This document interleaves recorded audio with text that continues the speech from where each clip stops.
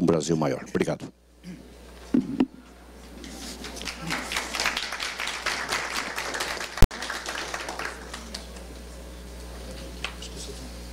Dr. Jorge Souto-Maior.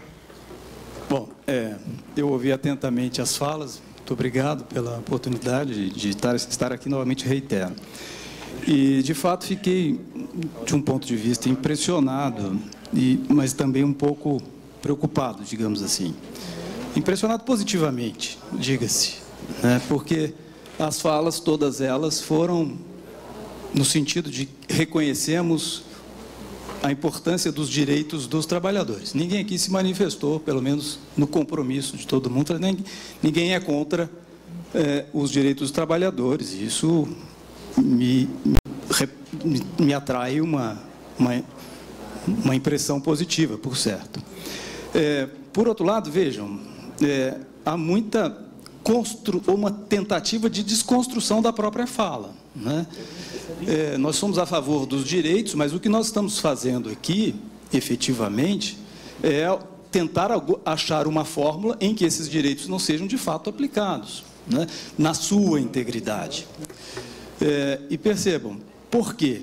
Esta lei, né, que está aí sendo em discussão, da questão do trabalho intermitente, como eu disse na minha exposição, ela não se destina a situações específicas do mercado de trabalho que foram enunciadas. Tem este problema aqui, a lei não é específica para esses casos. A lei é genérica, ela vale para toda e qualquer situação.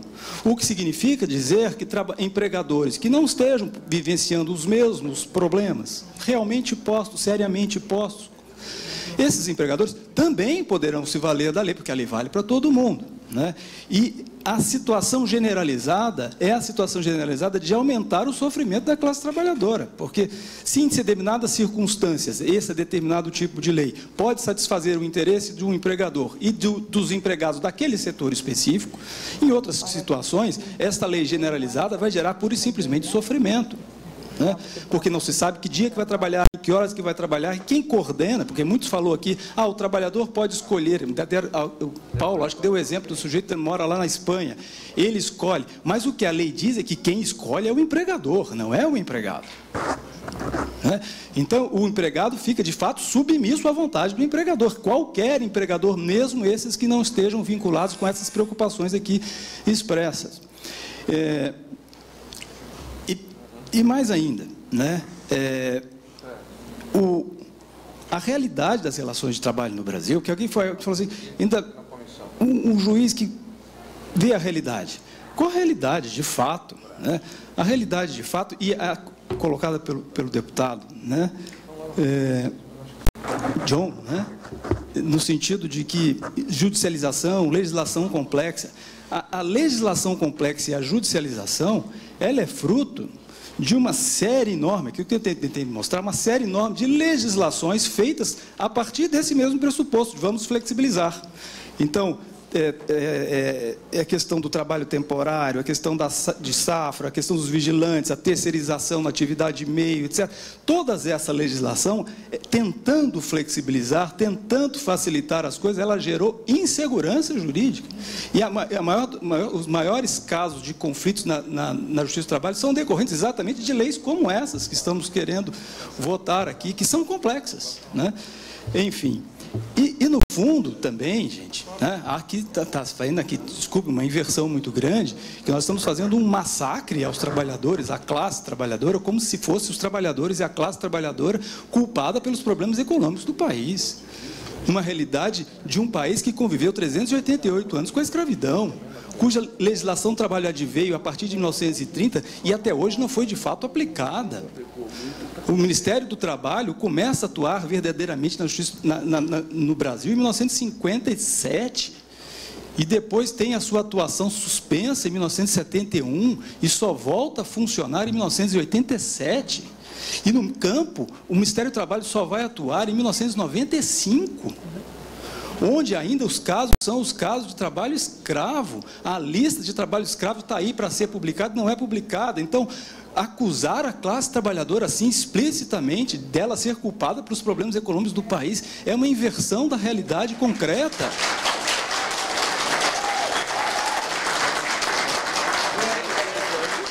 queria saber. O que verifica na realidade concreta das varas do trabalho, faço audiência há 24 anos, é empresas que contratam trabalhadores como PJs, os gatos, os cartões de ponto fraudados, os salários por fora, a tal de CLT Flex, revistas íntimas, metas inalcançáveis, trabalhadores transformados em cooperados, terceirizados que são invisibilizados, acidentes do trabalho. O Brasil é o 4º país do mundo em acidentes do trabalho, em mortes por acidentes do trabalho.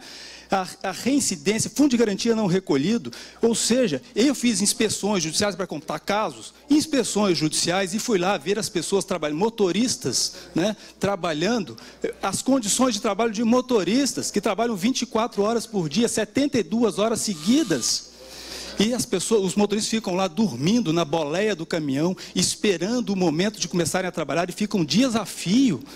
E aí, essas inspeções, isso é que precisa ser relatado. Agora não precisa relatar um fato de uma demanda abusiva, como se isso fosse representação do que de fato está na Justiça do Trabalho. E aí também houve aqui um massacre, perdoem, um massacre muito indevido, me parece, a advocacia trabalhista, né, como se todos os advogados trabalhistas fossem efetivamente safados, alguma coisa assim, que inventassem reclamações. Os advogados trabalhistas, no geral, precisam ser respeitados. Não é assim que a gente resolve as coisas, do ponto de vista da seriedade. E a Justiça do Trabalho e os juízes do trabalho também.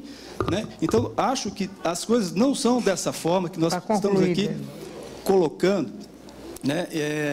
Mas vamos pensar reformas, porque nós falamos assim, mas e qual é a reforma? A crise existe, muito bem.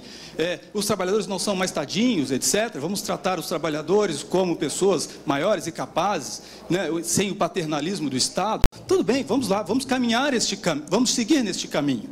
Então comecemos. Primeiro ponto de considerar que esta fala é verdadeira e sincera, é dizer, a Justiça do Trabalho, né, não será mais paternalista com relação aos empregadores no que se refere às greves dos trabalhadores.